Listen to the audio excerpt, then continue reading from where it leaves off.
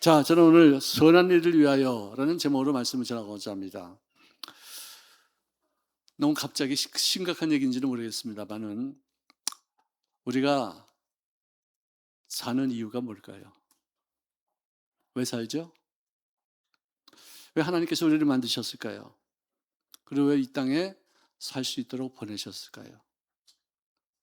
그 이유와 목적이 있을 텐데 또 그리고 하나님께서 우리를 예수를 믿게 해서 구원받아 천국 백성이 되게 하시고 하나님의 자녀가 되게 하신 그 의미와 뜻과 목적이 어디에 있을까요? 생각해 보신 적 있어요? 우리가 이것을 모르고서 신앙생활을 한다거나 이 의미를 우리가 깨닫지 못하고서 교회를 왔다 갔다만 한다면은 아무런 의미가 없다고 생각할 거예요. 예수 믿는 목적이 무엇일까요? 제가 많이 말씀드렸는데 첫째로 만물을 통치하라. 그 뜻을 이루기 위해서 하나님의 나라를 만드셨어요. 그다음에 하나님께 찬송하기 위해서 만들어졌다. 그다음에 오늘 이 본문 말씀 보니까 선한 일을 행하기 위해서 우리가 만들어졌다. 이 세 가지가 있습니다. 자, 유대계 미국 사람으로서 사회심리학을 전공한 에릭 프롬이라는 학자가 있습니다. 그 사람은 인간의 어떤 동물적인 욕구가 채워지지 아니하면 생존할 수가 없다 그렇게 말했었어요. 가장 기본적인 본능적인 어떤 욕구죠. 물 먹고 싶은 욕구, 음식을 먹고 싶은 욕구, 잠자기 위한 어떤 욕구, 필요죠. 쉬어야 되죠. 또 뭔가 명예심을 얻어야 되죠. 남들의 나이를 귀여겨주는 어떤 욕구, 이런 것이 다 있을 때 생존이 가능하고 물을 마시지 않거나 먹을 것을 마시지 않는 그 욕구가 없을 때는 그 사람은 죽을 수밖에 없겠죠. 자, 하지만 본능적인 이 욕구에만 매달리게 되면은 우리가 그런 사람들을 뭐라고 그러냐? 향락주의자다, 물질주의자다 그렇게 말해주고 있어요. 예술이나 자유 이런 순간 어떤 진리, 종교 등 이것을 구성하고 있는 사회가 어떤 계획을 만들어내는지를 초점을 맞춰서 연구했던 사람이 에릭 프롬이라는 사람이에요. 그 사람 말하기를 정신적인 욕구와 영적인 욕구가 가득 찰 때 그때야말로 그 사람은 인간다운 삶을 살게 될 것이다 라고 말해주고 있어요. 반면에 개인 심리에 초점을 맞추면서 연구했던 학사가 있는데요. 그분은 에이브라함 메슬로우라는 학자입니다. 그 사람은 개인적인 욕구가 발전해야지 상위층에서 그리고 가치 있는 인생을 살 수 있을 것이다 그렇게 생각해요. 그래서 그에게는 생리적인 욕구를 인간들이 추구하고 있고요. 그다음에는 안전을 요구하는 욕구가 있다는 것이죠. 위험한 곳을 가지 않는 것이요. 안전하게 건강하게 그리고 어떤 상해도 받지 않는 안전지대를 추구하는 어떤 그런 욕구가 있다는 것이고요. 세 번째는 소속감. 나 혼자 인생 살지 않지 않습니까? 여럿이서 같이 있는데 내가 어떤 부대 속에 속해서 거기에 내가 포함되어서 살고 있다는 어떤 그런 욕구가 있고 사랑받고 싶고 사랑하고 싶은 욕구가 있다는 것이죠. 그다음에는 사람들에게 나는 누가 뭐래도 멸시받고 싶지 않다. 짓밟힘을 당하지 않고 싶다. 업수이김을 받고 싶지 않다. 즉 다시 말해서 존중받고 싶은 욕구가 어느 누구에나 다 있다는 것이에요. 별거는 다른 건 다 괜찮은데 자기 이름에 욕을 치다가거나 자기의 어떤 명예에 실수하게 될 때 오는 그런 고통은 이유로 말할 수가 없죠. 그다음에 맨 마지막에 가장 순간 어떤 욕구가 뭐냐? 자아 실현의 욕구다. 여러분들 그게 다 잘하는 얘기예요. 뭐냐? 내가 삶의 의미가 무엇인지를 깨닫고 그 가치에 맞는 삶을 살고자 하는 어떤 욕구. 교회만 왔다 갔다 하는 것이 아니라 교회를 위해서 하나님을 위해서 주님이 나에게 맡겨진 일들이 무엇인가를 찾고서 그것을 채워나가고 싶어하는 욕구가 있다는 것이죠. 자, 이런 한 개인들의 어떤 욕구가 사회에 끼치는 영향력이 무엇인지, 한 개인의 어떤 성장을 통해서 사회에 끼치는 영향력이 어떤 것인지에 초점을 맞추면서 연구했던 사람이 바로 머슬러는 사람이었었어요. 그러므로 높은 단계로 올라가면 올라갈수록 그 인생은 가치 있는 삶이다라고 평가합니다. 자, 그렇다면은 우리 예수 믿는 사람들의 가치관은 어떤 것인가? 나에게는 어떤 욕구가 있는 것인가? 아, 목사님, 세상이나 교회나 가만히 보니까 다 똑같습니다. 다를 게 없어요. 학력이나 신분이나 재산에 따라서 사람들이 대우가 달라지는데 교회는 그렇게 하지만 안 되지 않습니까? 왜 돈 좀 있다고 해서 대접받고, 교회도 지금 한 영혼이 와서 주님과의 만남을 이루어지는 곳인데 돈이 좀 없다고 해서 이렇게 멸시당하면 그거 되겠습니까? 보세요. 교회에서도 질투가 있고 미움이 있고 다툼이 난무하는 곳인데 뭐 똑같죠 뭐. 그렇게 많은 사람들이 있어요. 그런 부분도 없잖아 있기는 있죠. 네. 네, 있긴 있어요. 근데 다는 아니지 않습니까? 근데 교회 안에서 하나님이 나를 보시는 눈, 또 내가 나를 보는 어떤 자화상, 나는 어떤 사람이라는 거기서 어떤 사람인 줄 알고 있는 거기에 따라서 우리들의 가치관이 달라진다는 것이에요. 자, 에베소서 2장 10절 오늘 본문 말씀에 우리는 그의 만드신 바라. 할렐루야. 나는 우연치 않게 아메바가 생기고 그것이 증식해서 한 다세포 동물이 생기고 그것이 점점 진화돼가지고 원숭이가 돼서 원숭이를 통해서 내가 인간이 되었다는 어떤 그런 진화론적인 어떤 가설은 인간의 자존심을 짓밟는 거예요. 개 죽음이나 파리 죽음이나 인간 죽음이나 거북이 죽음이나 개구리 죽음이나 똑같은 것이다. 뭔가 인간에게 좀 더 가치 있는 어떤 인생을 살게 한다면은 인간은 하나님의 형상과 하나님의 형상대로 만들어진 바 되어 하나님을 영화롭게 하기 위해서 수임하는 귀한 인생을 살고 있다는 것을 깨달을 때 난 그야말로 세상에서 가장 가치 있는 존재구나. 온 천하를 주고도 나를 값주고 바꿀 수 있는 어떤 것이 없다. 아멘. 이것이 내 마음속에 확실하게 들어와 있을 때 그때 나타난 우리들의 삶의 가치관이 나의 인생을 결정짓는다는 것이에요. 자, 우리를 하나님이 만드신 이유가 뭐냐? 그리스도 예수 안에서 선한 일을 위하여 지으심을 받은 자니라. 내가 만들어진 이유가 뭐냐?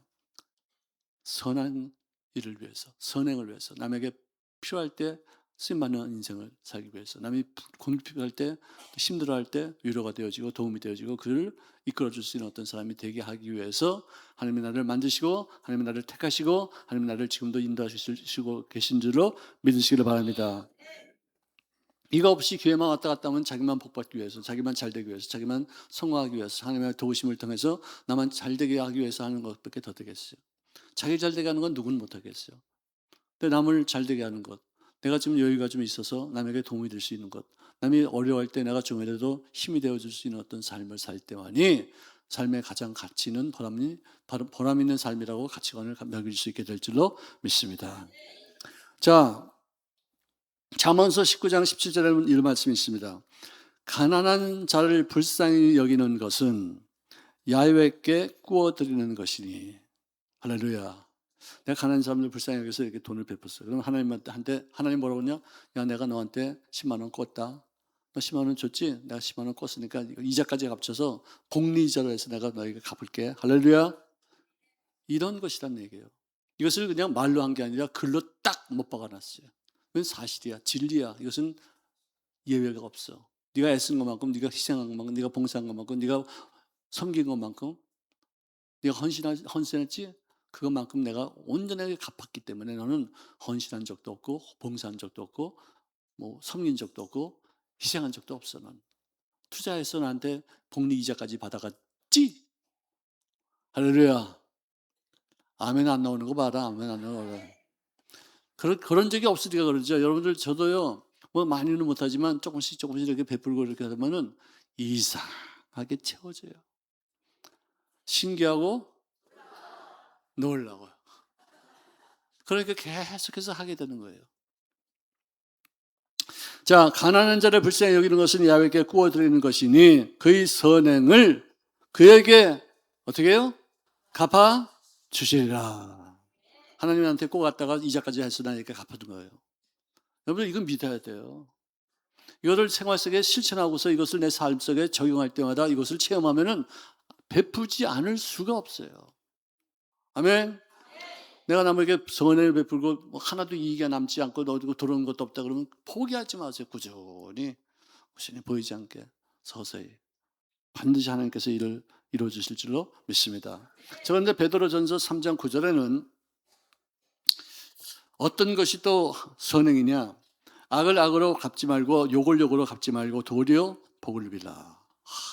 참. 내가 누구에게 베푼 것도 없어. 누구에게 도와줄 것도 없어. 그냥 악을 악으로 갚지 않고 욕을 욕으로 갚지 않고 그냥 그 사람이 잘 됐으면 좋겠다고 해서 축복만 해준 그것도 하나님이 나에게 내가 너한테 꿨다.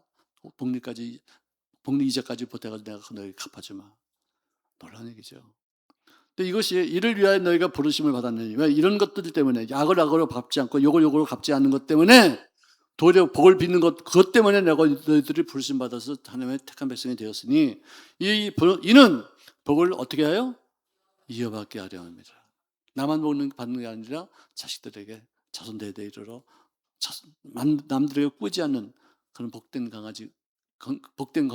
가정이 될 줄로 믿으시기를 바랍니다. 아멘. 절대 잊지 마십시오. 나의 당대에서만 복을 누리고 그것으로 끝나는 것이 아닙니다. 우리 자손 대대로 우리가 뿌린 씨앗이 그들에게 열매가 되어 더 많은 것으로 남들에게 도움이 될 수 있는 삶을 살게 하실 줄로 믿으시기를 주의 이름으로 축원합니다. 자, 미국의 어떤 그 기부 정신은 기독교적인 것을 통해서 이루어졌다 생각합니다. 미국은요, 기업이나 재단 등 거물급 자선가들이 기부하는 것보다도 평범한 개인들이 기부하는 돈이 훨씬 많다는 거예요. 전체 기부금의 70% 이상이 기업이나 재단이나 거물급 빌 게이츠 워런 버핏 이런 사람들을 통해서 이루어지는 것이 아니라 개인의 주머니에서 나온다는 것이에요. 이게 중요한 거예요. 돈 많은 사람들이 기부 많이 하는 것도 좋죠. 하지만 돈이 없는 사람들에게 조금씩이라도 모아서 많이 이렇게 같이 다 현합하면 그것도 큰 돈이 되는 것이에요. 우리가 생각할 수 없는, 우리가 어떤 꿈을 꿀 수 없었던 일들을 향할 수 있는 어떤 힘이 되는 것이죠. 그들은요, 어렸을 때부터 지나가는 자동차를 세워놓고서 세차시킵니다. 우리 순복음 시카고 교회에서 있을 때도 주차장 문을 활짝 열어놓고서 지나가는 차를 갖다 막 들여보내요. 그러면 거기서 물을 막 뿌려가면서 세탁하고 그냥 차를 깨끗하게 만들고 비를 거품해가지고 막 하고서 물이 절절절 흐르는데 그 물이 얼마나 세게 흐르는지 그 길거리에 있는 하수도 물에 그냥 콸콸콸 넘치게 그렇게 하는 거예요. 사람들이 지나가다 다 들어와요. 그러면 5불도 주고 10불도 주고 1불도 주고 그래가지고 그걸 갖다 모아가지고 또 자기들 수련회 가는 데 쓰거나 아니면은 불안 이웃들을 위해서 쓰는 어떤 그런 것이 문화적으로 정착이 되어서 이것을 하나도 부끄러운 것으로 여기지 않아요. 그 아이들이 뻘고 벗고 거의 팬티만 입고 가가지고 그냥 막 하니까 맨 처음에 좀 망측하더라고 그냥. 근데 옷 버리는 것보다 낫다 싶어가지고 이렇게 하는데 정말 훌륭하십니다. 우리 말로 말하자면은 커피 한 잔 값을 아껴서 5불이나 10불 드리면서 후원하는 어떤 그런 문화가 보편적으로 미국에는 행행되고 있다는 것이죠. 미국에서는 그 나라에 어떤 가난한 사람이 부자가 있음에도 불구하고 가난하고 지금 길거리에서 거린 생활을 한다면은 그걸 보는 사람들의 대부분은 부끄럽게 여기는 분위기예요. 왜 우리가 저런 사람들을 이렇게 모시고 있어야 되느냐? 그 사람들이 건강하게 살 수 있도록 우리가 지금 도와줘야 되느냐? 국가는 뭐 하고 있느냐? 그래가지고 그 사람들을 될 수 있으면 자꾸만 이제 생기면 또 모셔드리고 생기면 또 다른 사람들을 이렇게 대체하게 되고 그렇게 돼서 이렇게 좀 분위기를 잘 아름답게 이루어가는데요. 빌 게이츠나 이 워런 버핏 같은 사람은요 정말 세계적인 부자예요. 몇 천억 불이 아니라 몇 천조가 들어가요. 그렇게 큰 돈을 갖고 있어요. 근데 그 사람들이 뭘 주다 했느냐? 자기 재산의 절반을 기부하겠다는 서약서를 쓰는 거예요. 참 보통 일이 아니죠. 미국 사회에서의 부자, 미국 사회에서의 성공한 사람은 뭐로 판단하느냐? 그 사람이 돈을 얼마나 갖고 있느냐가 아니라 돈을 그만큼 벌어서 그만큼 얼마만큼 사회에 환원했느냐에 따라서 그 사람의 성공과 실패를 가늠하는 그런 문화가 있어요. 돈 많이 있다고 해서 그 사람 존경받지 않습니다. 많이 있는 돈을 어떻게 쓰느냐 그걸 따라서 사람들에게 존경받는 또 그리고 진짜 성공한 사람으로서 평가받는 그런 시대를 우리 그런 문화를 갖고 있는 것이죠. 지역사회에 세우는 도서관에 자기 이름이 새겨지거나 또는 박물관이나 대학 건물에 기부자 이름이 붙는 것을 생애 최고의 명예로 생각하는 것이. 우리 한국은 충무로, 세종로, 을지로 길에는 전부 다 우리들이 어떤 알 수 있을 만큼의 사람들의 이름으로 다 돼 있어요. 근데 역이나 아니면 비행장이나 어떤 큰 공공 건물이나 배도 그렇죠. 배도 지금 그런 어떤 큰 전쟁터에서 쓰는 어떤 전함 같은 것도 유명한 사람들 이름을 이제 쓰는데, 어떤 도서관이나 어떤 건물 이런 데는 전혀 안 쓰고 있어요. 만약에 김포공항을 김대중공항 이러면 난리가 납니다. 왜 인간을 갖다 우상시하느냐고 모르고 아니 다른 나라는 다 하는데 왜 우리는 그렇게 못해요? 존 F 케네디 공항 있지 않습니까? 루즈벨트 공항 있습니다 다. 유명한 사람들 이름을 다 땄습니다. 근데 우리는 그런 것처럼 너무 아직은 좀 문화적으로 이렇게 성숙하지 못한 것 같습니다. 자, 그리고 제도적으로 기부한 사람들에 대한 국가가 그들을 강력하게 뒷받침하고 있다는 것이죠. 비영리 단체의 어떤 운영 내력을 매우 투명하게 아주 공개하고 있어요. 네가 지금 기부한 돈이 만약에 100만 원인데 이 100만 원을 우리가 어떻게 썼는지를 잠깐 와서 봐라고 쫙 보여줘요. 어디 가서 어떻게 쓰이고 어디 가서 어떻게 썼던 걸. 그래서 기부자가 안심하고 기부를 할 수 있도록 해주고 있습니다. 그리고 정부에서는 기부금에 대한 파격적인 소득 공제를 해주고 세금을 면제해 줍니다. 미국은 50%를 세금 면제를 해줘요. 한국은 15%, 많아야 한 20%밖에 안 돼요. 미국은 진짜 세금 내는 사람들 굉장히 정직하게 냅니다. 세금 잘못 내면요, 폐가 망신해버려요. 아주 죽여버려요. 세금 잘 내는 사람들은 정직하게 잘 내는데, 우리 한국은 지금도 세금을 잘 안 내는 사람들, 요즘도 많이 좋아졌습니다만은, 그래도 아직도 더 투명해야 될 부분이 있지 않겠나 생각을 합니다. 단순하게 기부라는 것이 아니라 돈을 내는 것뿐만 아니라 사회적인 어떤 그 시스템과 개인의 어떤 정체성에 굉장히 뿌리 박힌 어떤 생활 양식이기 때문에 그런 것을 즐거워해요. 시간도 기부하고 재능도 기부하는 것을 똑같이 여겨져요. 여러분들, 저게 개인적인 얘기입니다. 내가 자랑하기 위한 것이 아니라 이런 경우도 있다는 건데, 하필이면 그놈이 내 동생이라기 때문에 내가 한 말이지만, 제 동생이 시카고 대학에서 공부할 때 공부도 참 잘했지만 시간 기부, 재능 기부를 해서 차도 고쳐주고 자동 뭐 부품도 갈아주고 또 자전거도 애들 타고 다니는 거 고장나면 다 고치고, 그게 소문이 났어요. 아주 내 친구 중에 어떤 목사님이 나한테 당신 그 동생 이름이 저기 시카고 대학교 여기 이름 붙어 있는 거 알아 몰라? 그래서 모르겠는데 빨리 가서 봐라. 그래서 가봤더니 조그만 방 하나가 우리 동생이 쓰던 방에 거기다 김용 딱 썼더라고요. 정말 굉장히 기분 좋았어요.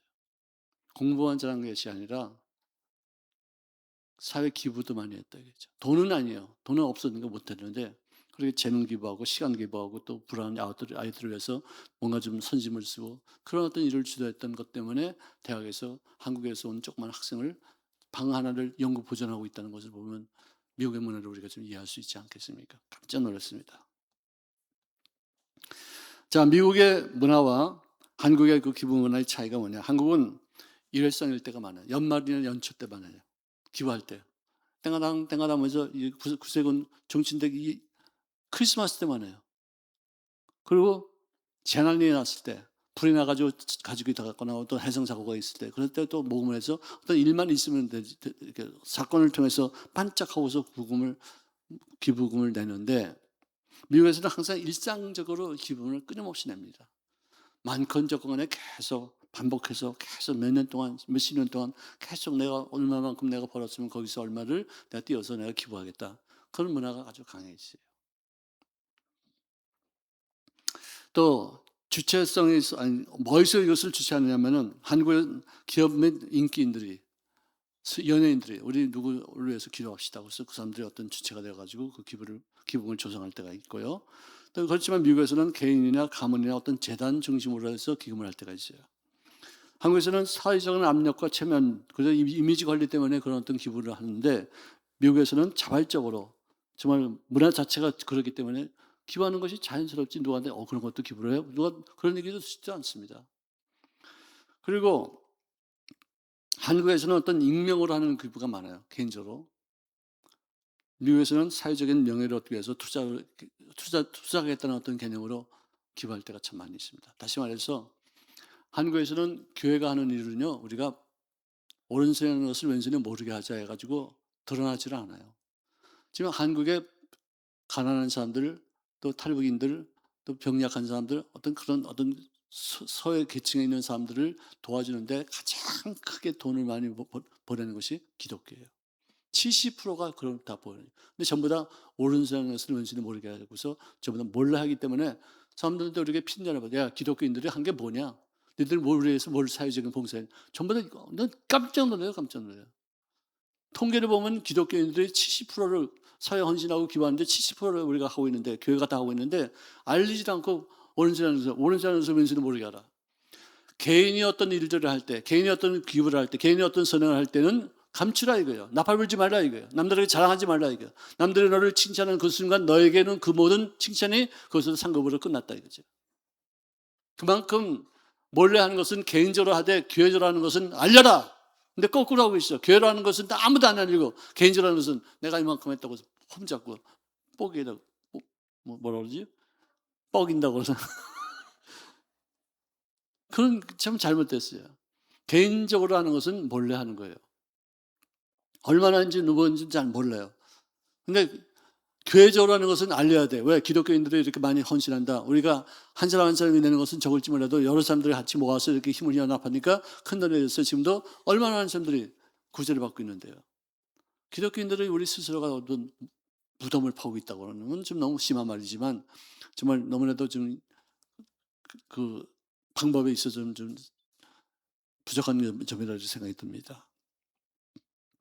그 다음에 세금 공제가 이제 아까 제가 얘기를 말씀했습니다. 어쨌든 이런 기부 문화가 있는데 제가 이 설교를 준비하다가 갑자기 떠오른 한 사람이 있었어요. 안젤리나 졸리엣이라는 어떤 여자 가수, 아주 영화배우예요. 육체파 영화배우고요. 정말 인기가 절정에 있었고요. 돈 많이 있고요. 무지하게 돈도 많이 벌었는데 가족력을 보니까 자기 가족 중에서 암으로 죽은 사람들이 정말 많다는 걸 알았어요. 그리고 또 자기 자신도 조사를 해보니까 본인의 암 발생 DNA가 몸에 있다는 것을 알았어요. 지금 현재는 암에 걸려있지 않지만 조금 있으면 암에 걸릴 수 있는 어떤 그런 가능성이 훨씬 높다는 것이에요. 반드시 암에 걸리게 돼 있다는 것이에요. 그 얘기를 듣고 나서 그는 결단합니다. 암이 아직 없어요. 암 걸리지 않았어요. 근데 유방절제 수술을 해버리고 난소 절제 수술을 해버리고 아무것도 없는 거예요. 여성으로서의 기능이 없는 거예요. 사람들이 많이 놀랐죠. 어떻게 그렇게 맞는 거냐? 그걸 잘하는 거냐? 그랬는데 자기는 진짜 아름다운 육체를 갖고 아름다운 미모를 갖고 그렇게 인기 절정의 여배우가 되었다가 암 걸려가지고 수술 받을 때 그때는 내가 살 것이냐 죽을 것이냐 하는 어떤 그 기로에서 얼마나 많이 고통받고 얼마나 힘들었겠느냐. 지금 아무것도 아닌데 건강할 때 내가 잘라버리면은 당당하게 가서 잘라버리고 그리고 그냥 건강하게 살 수 있는 거 아니냐. 그래서 그런 결정을 했다는 것이에요. 그래서 다른 어떤 얘기가 또 있는데 그것은 정말 감동이 있는 것이 뭐냐. 애는 6명의 자녀가 있는데 6명 중에 3명이 입양해서 키우는 자녀예요. 좋은 일을 하는 거죠. 그 중에서 캄보디아에서 온 한 학생은 지금 우리 연세학교에서 공부하고 있는지 제가 아직 잘 모르지만 그때 당시는 연세학교에서 공부할 수 있도록 엄마하고 더불어 한국에 와서 가해를 입학시켰는데 하는 말이 내가 암에 걸리지 않고 아름다운 육체를 갖고 있다가 암에 걸리고 난 다음에 사람들에게 치욕적인 어떤 모습을 본다거나 또 수술을 받는데 어떤 그런 두려움을 갖는 어떤 그런 것보다도 내가 미리 그냥 잘라버리고 그 선택은 삶의 어떤 흔적으로만 내가 받아들이고 내게 있는 6명의 아이들과 더불어 함께 오랫동안 같이 지내기 위해서 내가 이렇게 결단한 것이다는 그런 얘기를 했어요.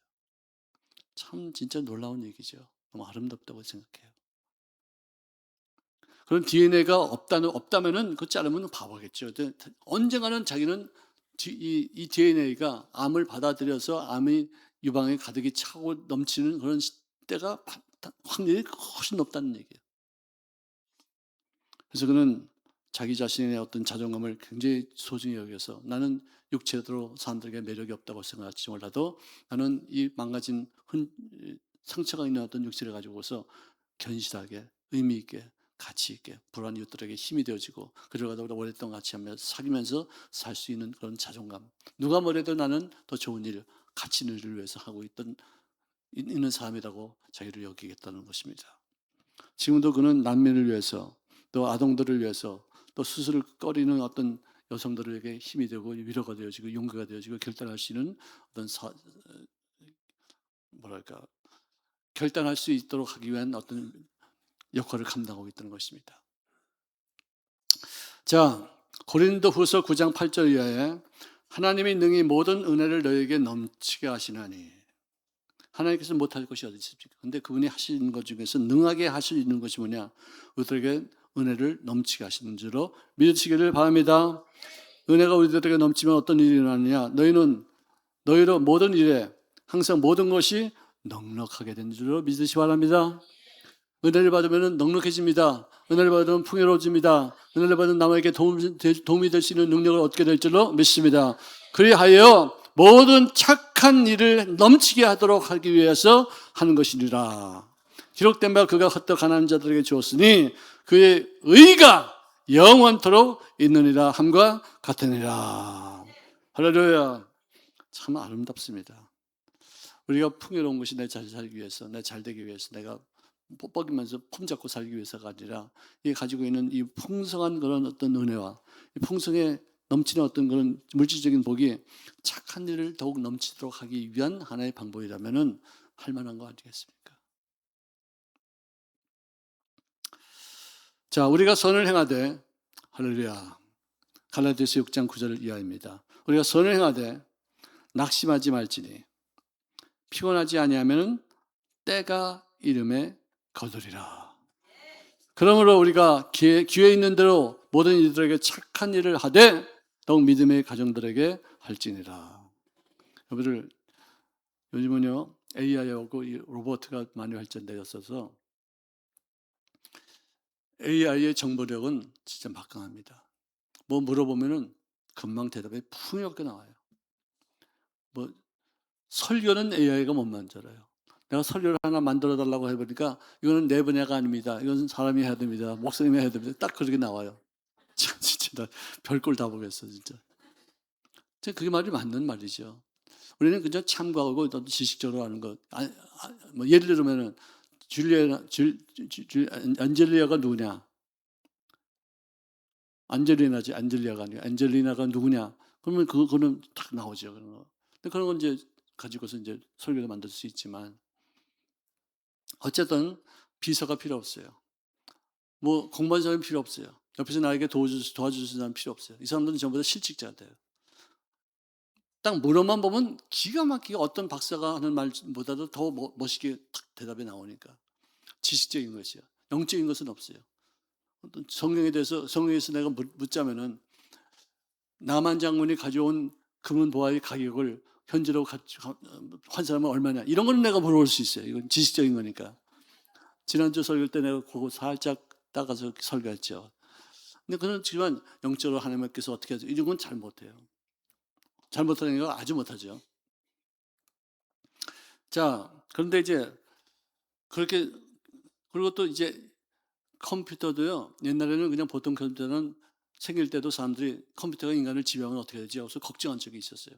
근데 인간이 똘똘했어요. 컴퓨터가 인간을 지배하지 못하게끔 딱 방책을 취해야 돼서 컴퓨터를 사용하죠. 근데 요즘 이제 앞으로 양자 컴퓨터가 나오는데 보통 일반 컴퓨터로 슈퍼컴퓨터로 2년 걸려서 계산이 끝날 수 있을 만큼의 어떤 그런 굉장히 큰 어떤 계산 방법을 양자 컴퓨터는 1초 만에 탁 문제를 해결해 버려요.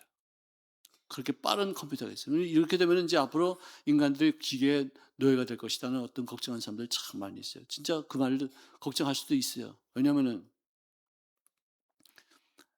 보통 때 같으면은 아파트를 3년 만에 한 동을 짓는다고 그럽시다. 근데 그 로봇가 투입되면은요 3개월도 안 걸려요. 3개월도 안 걸려요. 왜? 로봇가 뭐 밥 달라고 그러니까 뭐 피곤하다고 그러니까 뭐 노사 문제 갖고 얘기합니까? 월급도 올려달라고 그러니까 전기만 공급해주면 착착착 기가 막히게 착착착 아주 그냥 인간이 한 것보다 더 정확하게 더 튼튼하게 더 아름답게 만들어가기 때문에 집값이 이제 앞으로 어떻게 될까요? 떨어지는 거예요. 우리 한국에서의 지분이요, 재산 목록 1위입니다. 근데 그게 떨어지면은 재산 전체가 다 떨어지는 거와 똑같아요. 옛날에는 100만 원을 팔았는데 지금은 10만 원밖에 안 받아. 그럼 그 사람들은 어떻게 살 것이냐? 물가는 다 떨어지고, 물가가 떨어지는 게 좋은 게 아니라 임금도 다 떨어져. 그냥 비참해져. 점점 어떻게 돈 갖고 어떻게 쓸지 모르게, 지금 어떻게 될지 아무도 모르는 어떤 그런 상태이지만 인간이 그렇게 바보가 아니에요. 그렇게 해서 망하게끔 인간을 하나님이 만드시는 게 아니에요. 그런 어떤 진짜 인력을 대체할 수 있는 어떤 그런 기계와 어떤 그런 로봇가 이렇게 어떤 일을 하더라도 인간이 망하지 않게끔 인간이 대처를 다 할 것이라고 저는 생각합니다. 어떤 나쁜 놈이 또 그것을 나쁜 의도로 사람들을 망하게 하기 위해서 나쁜 프로그램을 집어넣어 가지고 나쁘게 만들 수도 없잖아. 있을 수도 있겠지만, 그 마귀가 아담에게 나쁜 프로그램을 줘가지고 하나님 앞에 반역하게 하는 그런 모습하고 똑같지요. 그럴 수 있겠지만 인간들은 그렇게 하나님 그렇게 인간들을 망하게끔 만들지 않으세요. 구세주를 주셨지 않습니까? 그래서 구원받게 하고, 여러분들, 내가 왜 이 말을 하냐면은 있을 때 잘 해보세요. 네. 있을 때 하시라고요. 돈이 있을 때, 건강할 때, 내가 생명이 유지가 되는 어떤 상황이 있을 때 뭔가 해야지 인간애를 더욱더 존귀히 여기지. 기계가 인간을 다스리고 기계가 인간을 종로도하게 만들고 버리고 기계가 인생들에게 사랑과 은혜를 나누지 못하게 그렇게 황폐하게 만드는 것은 우리가 용납할 수 없죠. 우리 교회 장학금 제도가 있다는 거 아시죠? 모르세요? 아시죠? 많이들 참석하셔서 우리 아이들이, 우리 후세들이 우리 당대에서 믿음이 끊어지고 구제활동이 끊어지는 어떤 그런 상황에서 어떤 삭막한 어떤 그런 교회를 계승받으면요 망하는 것입니다. 교회를 건강하게 정말로 인간미가 넘치게 불안한 이웃들을 향하신 주님의 공의하심이 우리들의 생애를 통해서 아름답게 표출될 수 있는 어떤 그런 삶을 살도록 할 수 있기를 주의 이름으로 축원합니다. 아멘. 항상 성령은 말합니다. 선행에는 상급이 있다. 자, 우리 기독교인들에게 없는 게 뭐냐? 희생 있어요, 없어요? 희생 있어요, 없어요? 봉사 있어요, 없어요? 섬김 받음이 있어요, 없어요? 그 다음에 또 그러면 헌신이 있어요, 없어요? 왜 없어요? 다 갚아주시니까. 내 당대에서 하나님께서 내가 애쓴 것만큼 갚아주시고, 또 아버지가 애쓴 것, 할머니가 애쓴 것, 할아버지가 애쓴 것 때문에 자손들이 복을 받게 되어지고, 할렐루야. 그들 각자 천국에 들어가면 주님께서 내가 너에게 준 재산의 일부를 네가 띄어서 나를 위해서 이렇게 많이 애썼다니 감사하다, 고맙다 하면서 면류관으로 상급 허락하실 줄로 믿습니다. 자, 여러분, 우리들이 어떻게 헌신했어요? 봉사했어요? 섬겼어요? 우리 어디 희생했어요? 아무것도 없어. 나는 투자했어. 우리에게 주어진 얼마 정도 돈을 나에게 쓰지 않고 남을 위해서 받을 투자했을 때 그것이 30배, 60배, 100배, 1000배, 1000배까지 가서도 상급이 된다는 것이 우리들의 삶에 하나님이 약속하신 것인 줄로 믿으시기를 바랍니다. 따라합시다. 선행에는 상급이 있다. 다시 한번, 선행에는 상급이 있다. 당장은 내가 손해보는 것 같고 십자가 같은 것이 있을지 몰라도 반드시 부활의 영광을 체험할 때에는 노래하게 되실 줄로 믿습니다.